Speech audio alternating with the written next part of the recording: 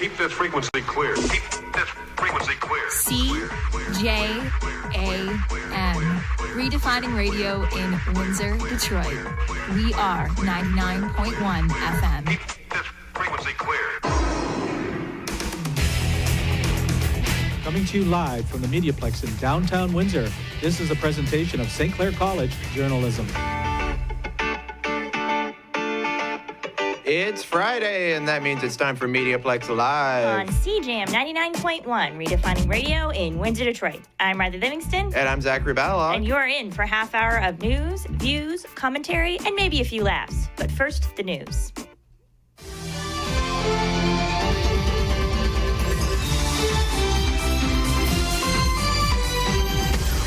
Another election is here. That is, if you want to join the Downtown Windsor Business Improvement Association. Tyler Clapp reports. The Downtown Windsor Business Improvement Association is holding an election for new members.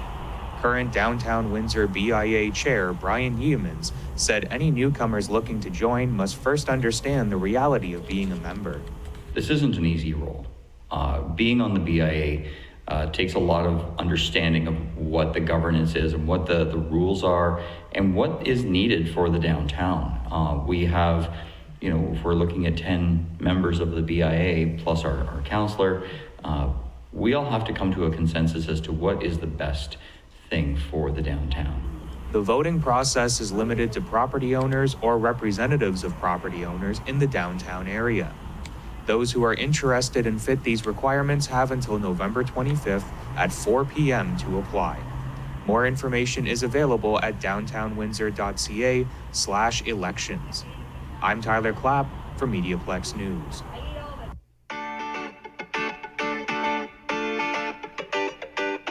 You're listening to MediaPlex Live. On CJAM 99.1, redefining radio in Windsor, Detroit. On today's show, we hear from Crime Stoppers. We talk Lebanese slang. North Star High School are in the house. And as usual, we go from wacky to weird. All this and more on MediaPlex Live. On CJAM 99.1 FM, the Jammin' One.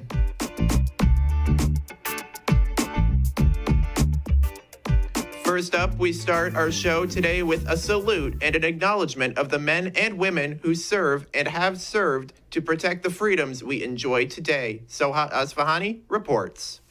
This Friday is a day to remember the horrors of war. Remembrance Day is a day where we take some time out of our busy lives to reflect on those who paid the ultimate sacrifice. Officer Cadet O'Brien of the Cadet Instructor Cadre says Remembrance Day was introduced after the First World War.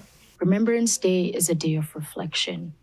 It was originally known as Armistice Day, which was introduced to mark the end of the First World War. To remember our veterans and active service members, we pause for 2 minutes of silence right as the clock strikes at the 11th hour of the 11th day of the 11th month. We also wear a poppy to signify the first symbol of growth our veterans saw after the devastation on the Western Front. We will remember them. So take some time Friday to remember those who have gone before us. I am Sa Asfahani for MediaPlex News. We at the MediaPlex would like to recognize those who went before us.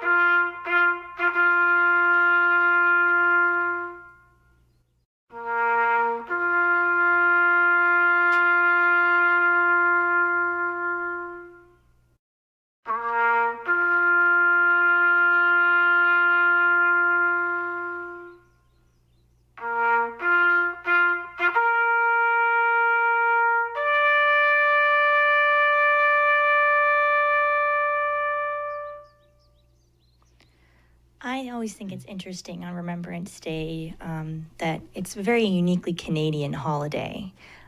Coming from Britain, from Armistice Day. There's not many other countries that really celebrate our veterans and our service members the way we do in such a somber way, and it makes me very proud to be Canadian. Ditto. Now let's hear from Constable Sarah Werstein with our weekly Crime Stoppers update. The Windsor Police Service is seeking the public's help to identify a suspect involved in a robbery at a bank in the 100 block of Olette Avenue on November 2nd at approximately 5:30 p.m. The suspect is described as a white female, 40 to 50 years old, approximately 5'3", with a medium build and medium length red or brown hair. She was last seen wearing a black Adidas shoes, a jacket with white stripes, black pants, and black sunglasses. She was also carrying a black satchel. Photographs of the suspect are up on our Facebook and Twitter. Anyone with information is asked to contact the Windsor Police Service Major Crime Unit, or should you wish to remain anonymous, call Crime Stoppers at 519-258-TIPS or leave a tip online at catchcrooks.com. I'm Police Coordinator Sarah Werstein. Who let the dogs out? Dale Kabukian knows and tells us more. November 5, Saturday, is not a typical day for these dogs to be at Lansbury Park. These cute paws are here to participate in Bark in the Park, an event part of Shine the Light on Women Abuse campaign that raised awareness on violence against women. On this particular day, these dogs bring awareness about how women abuse and domestic violence impact our furry friends. So one of the things that we're doing at this event is helping to provide information about what are your options if you are in this kind of a situation and what can you do to ensure that both you and your pet are safe. The event included a pet food drive, body paints, some shops, among others. Go to hiatushouse.com to be part of the month-long awareness campaign on Women Abuse Prevention Month. For MediaPlex News, I'm Dale Kabukin. Here's the latest edition of Cedar's Voice. It's all about art, music, food, and culture with a Lebanese twist. Here's Soha Asfahani and Rawan Kansoon. Hi, I am Soha Asfahani. And I am Rawal Kansoon. Welcome to Cedar's Voice. Whenever you think about Lebanon, the first thing that pops onto your head is tabbouleh, hummus, or even dabkeh. Those are the top 3 things associated with the Lebanese culture. But have you thought about other elements that would be shape the modern Lebanese culture as we know it? Indeed, the following 15 slang words have shaped the Lebanese culture. Ramishlu. Ramishlu, which is blink in English. It means to turn on and off your car lights when you are driving fast and want to cut the other cars off, so you do that in order of them to move out of the way.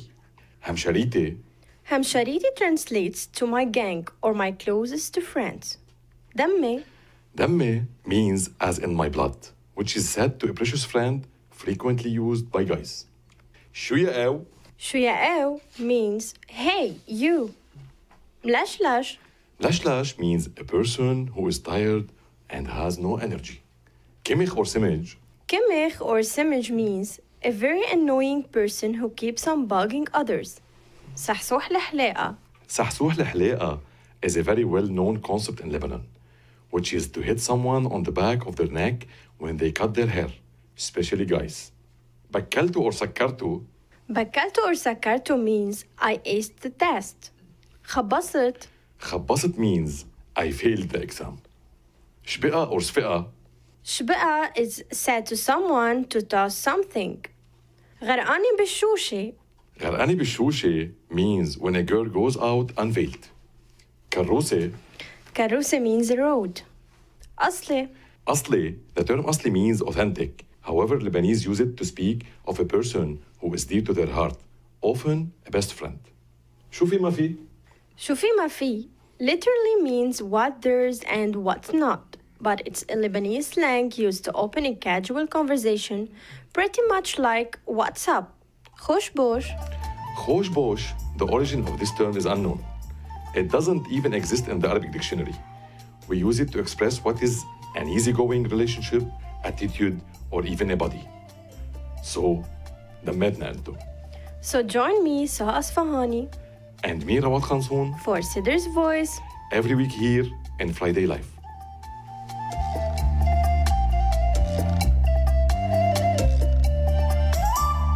We had guests in the studio this week from North Star High School in Amherstburg, and they sure weren't shy. Go Wolves. It's like a high school confidential. A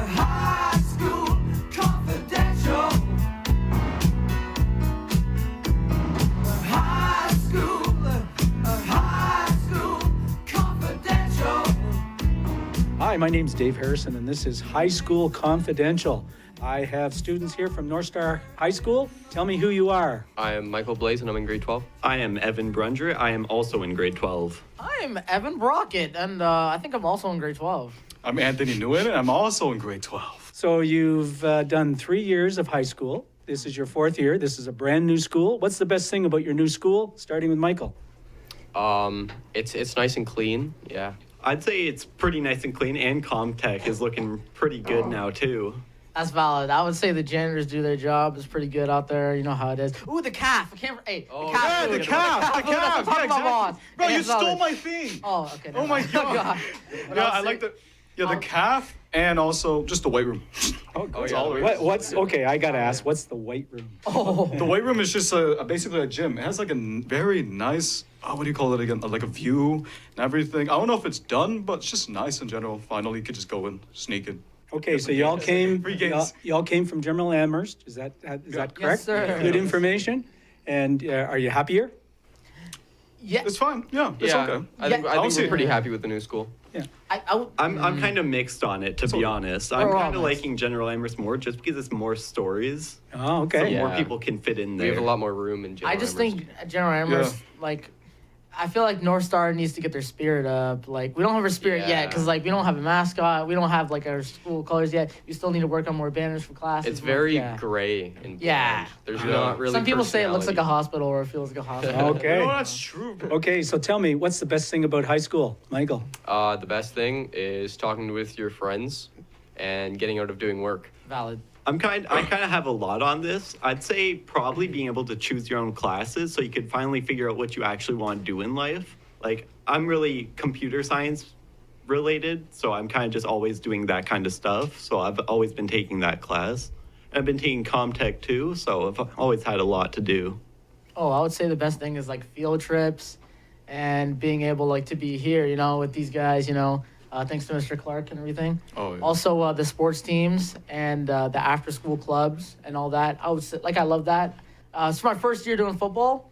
I'm a backup wide receiver, so I love doing that after school and playing football. And I would say overall, the people that go to the school itself. You'll be starting by the end of the year. Oh, that's what I'm saying. Yeah. We have a game tomorrow, so Yeah. go Wolves. Yeah. 5:30 p.m. You got this, bro. You got this. backup You guys wide win this receiver. one. And I just like high school because, you could just talk to random people, just have fun, really. I just like that a lot, just talk to random people. And yeah, I like the environment. The school, well, the only good thing to me, at least in my opinion, about the new school is just the CAF. Got a lot of space and everything. Hang out, chill, do whatever you want. It's just, you just do things, right? Socialize. I love that. Okay, you've had 4 years or 3 years of high school. You're in your 4th year, probably doing something wonderful next year. But if you think back, what would you tell, with all the experience that you've had, what would you tell your grade 8 self? Don't be stupid. I'd agree with that. I'd probably say just don't worry about high school. Just do what you want to do, as long as you enjoy it. I'd say don't worry, but I'd also say pick your friends wisely and definitely be involved in the things in the school that you value the most. This one's gonna be really hard. Just hang in there, man. It's gonna be fine. You're gonna be, it's fine. You're gonna find friends and everything. You just pick your friends properly. And do chin-ups on the chair. And yeah, just do more chin-ups. Yeah, just do whatever you're doing right now, and you'll find whatever that you'll like to do today. Well, thanks for joining us, gentlemen. Yeah. This has been High School Confidential, and I've been Yes, joined by the students from. Let's give it up for North Star High School, the Wolves.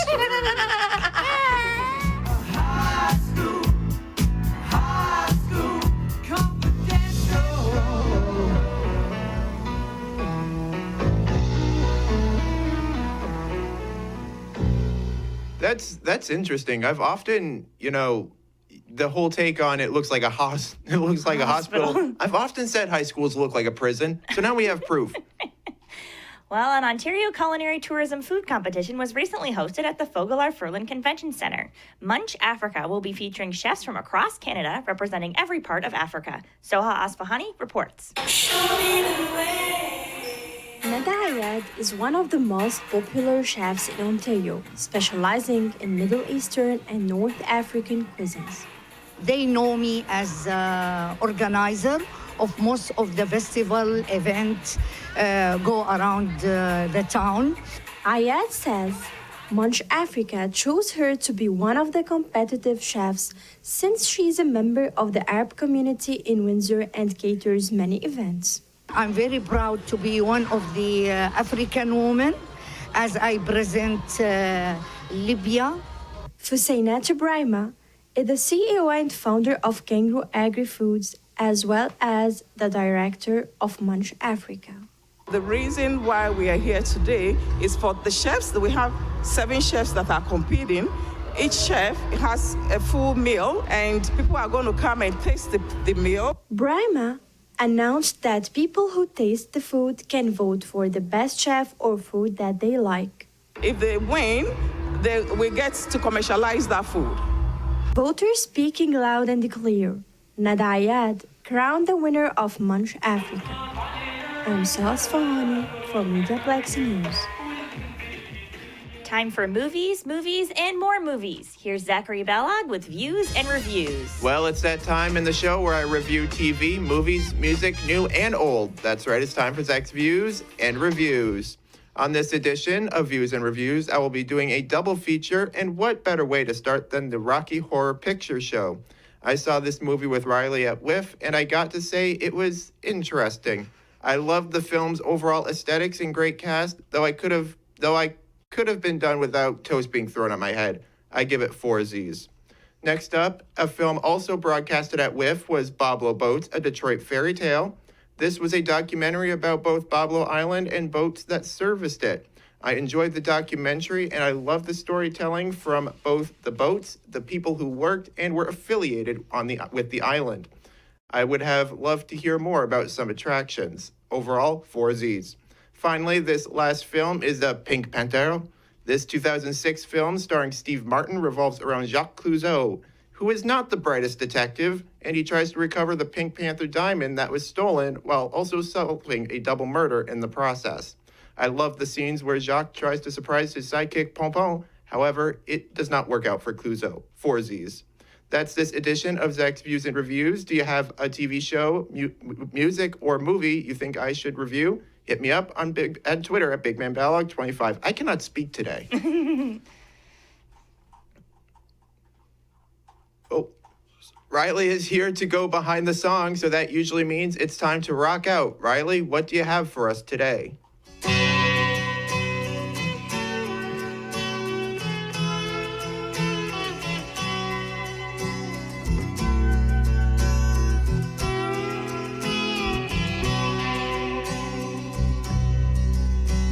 The legend lives on from the Chippewa on down of the big lake they call Gitchagumi. The lake, it is said, never gives up her dead when the skies of November turn gloomy. Today I want to tell you the story of a Canadian classic by Gordon Lightfoot, The Wreck of the Edmund Fitzgerald. This nearly 6.5-minute long song is considered a folk music classic, but some people might not know that this ballad is based on a very true story.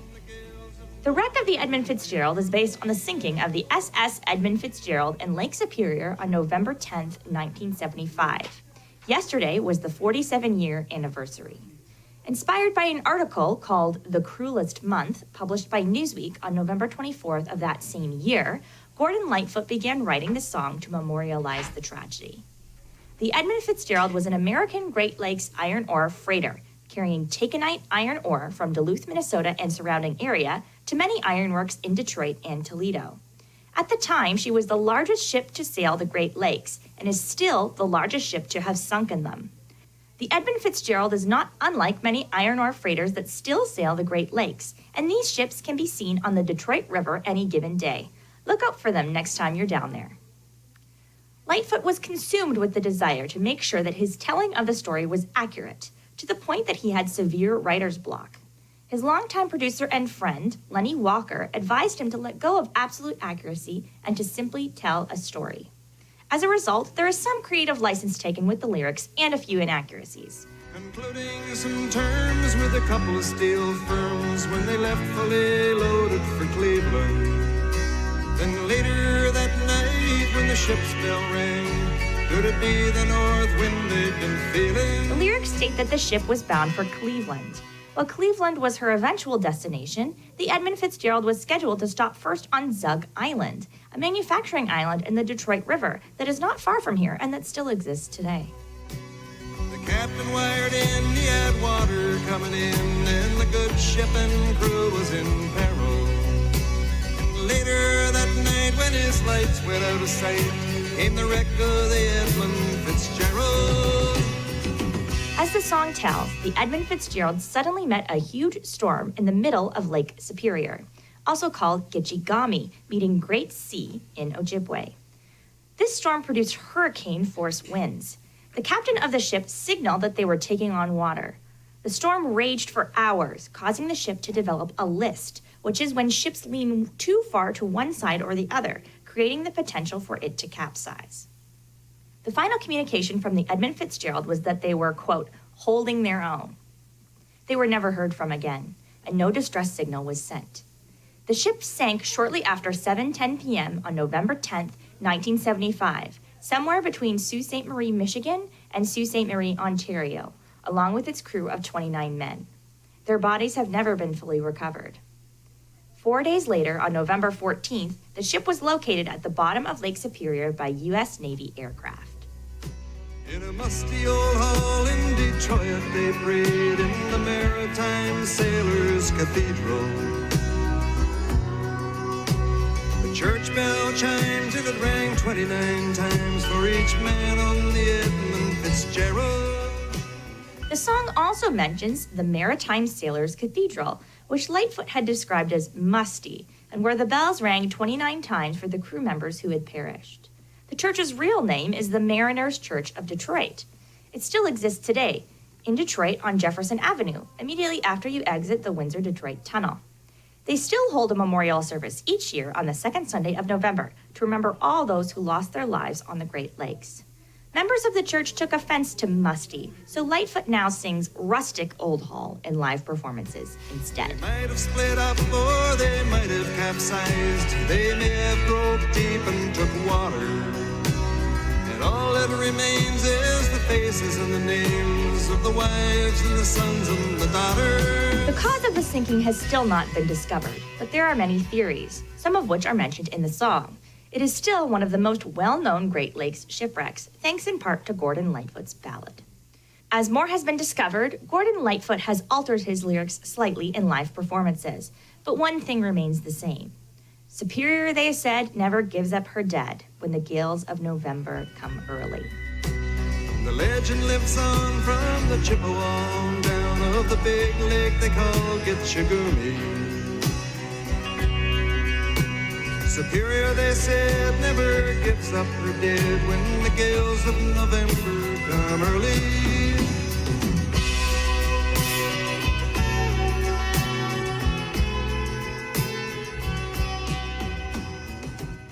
You know, it's interesting. They always say, you can, like, oh, we could take on the Great Lakes.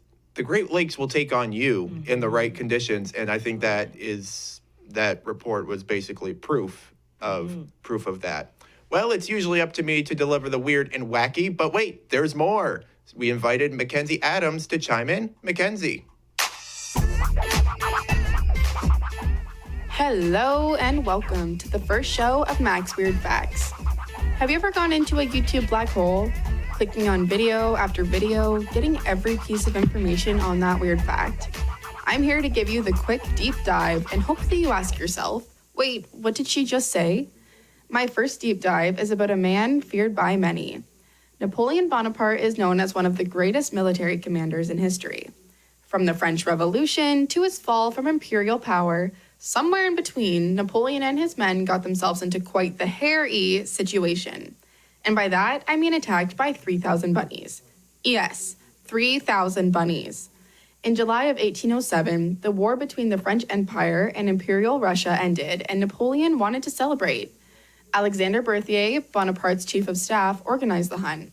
He bought 3,000 bunnies from local farmers, trying his best to impress his boss. One morning, Napoleon and his guests arrived ready to hunt cottontails. Unfortunately, Berthier did not know much about domesticated rabbits. When the cages were opened, the men were prepared to forge through the woods. Instead, the military men were on their toes as thousands of bunnies started running towards them, ready for feeding time. Confusion turned to discomfort as the horde gathered around the men's feet, some crawling up Napoleon's legs, and a lucky few in his jacket. The men fired shots, but were absurdly outnumbered by the fluffy bunnies. Admitting defeat, Napoleon retreated to his coach for safety. A man feared by many, taken down by a horde of hungry bunnies. You can blame Berthier for taking the easy way out. Normally, you would hunt and trap for a bunny hunt, but he bought them from a farmer who regularly feeds them. I hope I told you something you didn't know today.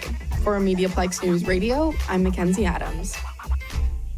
From wacky facts to weird news, here's Zachary Ballag with the weirdest news found on the internet. I'm gonna be out of a job. It's Friday, which means it's time for the weirdest news found on the internet. Time for weird news.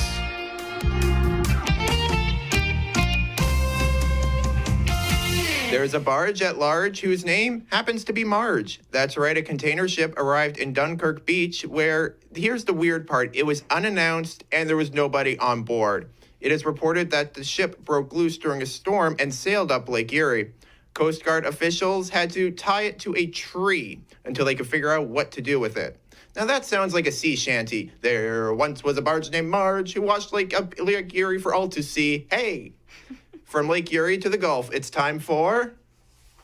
Florida man, does whatever a Florida man can. Look out, here comes the Florida man. If this doesn't sum up Florida, I don't know what does. A naked man was armed with a machete, allegedly trying to steal another man's clothes. According to Volusia County Sheriff's, Florida man Brandon Wright was in the woods and approached the man, naked and armed with a machete-style knife, and demanded his wallet, phone, and clothes. When the victim started to comply, Wright fled to the scene. He was arrested after yelling at people at a gas station. I can see the new Florida tourism photo now. Welcome to Florida, where we yell at you in the nude. That's the weird news for this week. And keeping up with Florida, did you know that flamingos bend their legs at the ankle, not the knee? The facts you didn't ask for. I'm Zachary Ballag. You can't make this stuff up. Thanks, Zach. So here is some not weird news. St. Clair College is hosting a fall open house tomorrow, Saturday, November 12th from 10 a.m. to 1 p.m. Come and visit us here at the MediaPlex. Explore the programs we offer, learn about scholarship opportunities, and meet our faculty.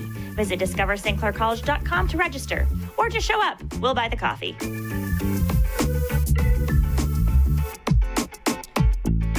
Thank you, Zach, and thank you for tuning in. You've been listening to MediaPlex Live on CJAM 99.1, redefining radio in Windsor, Detroit.